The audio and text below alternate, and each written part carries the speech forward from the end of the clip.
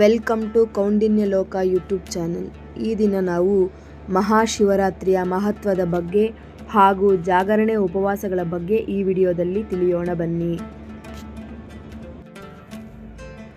ಪೂರ್ವದಳು ಶಾಕಾಲ ಎಂಬ ನಗರದಲ್ಲಿ ಅಂಕಿಲನೆಂಬ ಕ್ಷತ್ರಿಯನಿದ್ದ.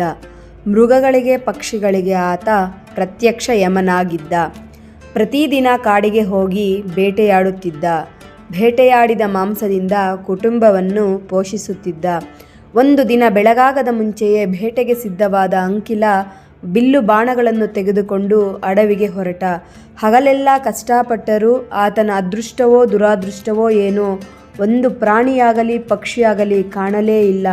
ಹೀಗೆ ಹೊತ್ತು ಮುಳುಗಸಾಗಿತು. ಇಷ್ಟರಲ್ಲಿ ಒಂದು ಮೊಲ ಆತನ ಕಣ್ಣಿಗೆ ಬಿತ್ತು. ಹಸಿವೆಯಿಂದ ಬಳಲುತ್ತಿದ್ದ ಈ ಕ್ಷತ್ರಿಯ ಅದರ ಹಿಂದೆ ಬಿದ್ದ. ಆ ಮೊಲ ಹಾರುತ್ತಾ ಒಂದು ಬಿಲದಲ್ಲಿ ಹೋಯಿತು. ಆಗಲೇ ಹೊತ್ತು ಮುಳುಗಿದ್ದರಿಂದ ಆ ಮೊಲ ಆತನಿಗೆ ಕಾಣಲೇ ಇಲ್ಲ.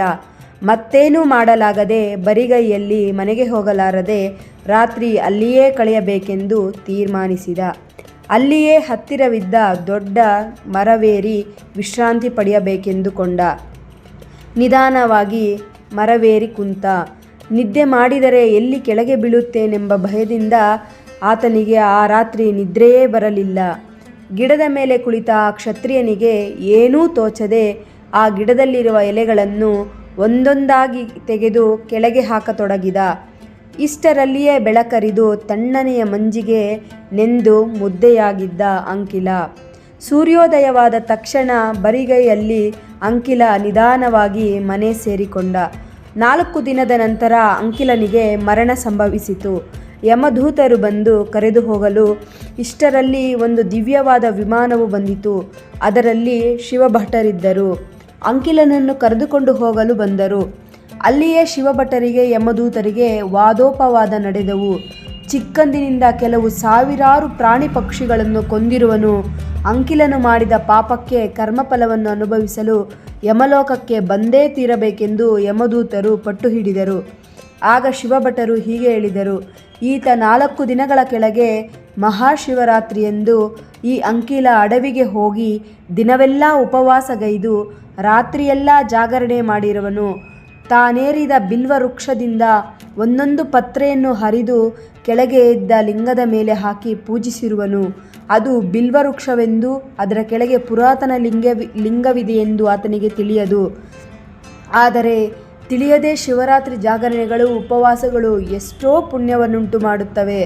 ಆದ್ದರಿಂದ ಆತನು ಮಾಡಿದ ಪಾಪಗಳೆಲ್ಲವೂ ನಾಶವಾದವು. ಹಾಗೆಯೇ ಆ ದಿನ ಕ್ಷತ್ರಿಯ ಒಂದೇ ಒಂದು ಜಂತುವನ್ನು ಕೂಡ ಹೊಡೆಯಲಿಲ್ಲ ಎಂದು ಶಿವಭಟರು ಯಮದೂತರಿಗೆ ಹೇಳಿದರು. ಅಂದರೆ ಈಗ ಆ ಕ್ಷತ್ರಿಯ ಮಾಡಿದ ಪಾಪ ಯಾವುದೂ ಆತನಿಗೆ ಅಂಟಿರಲಿಲ್ಲ.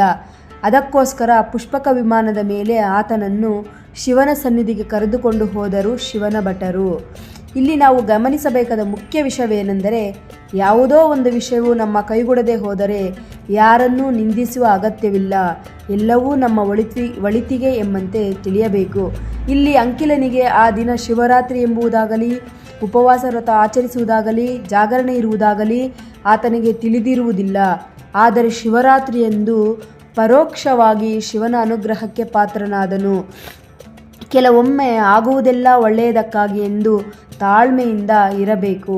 ನಾವೊಂದು ಬಗೆದರೆ ದೈವವೊಂದು ಬಗೆಯುತ್ತದೆ. ಹಾಗೆಯೇ ನಮ್ಮ ಪಾಲಿಗೆ ಬಂದದ್ದು ಆ ದಿನದ ಪಂಚಾಮೃತವೆಂದು ಸ್ವೀಕರಿಸುವ ಮನಸ್ಸು ನಮ್ಮದಾಗಿರಬೇಕು.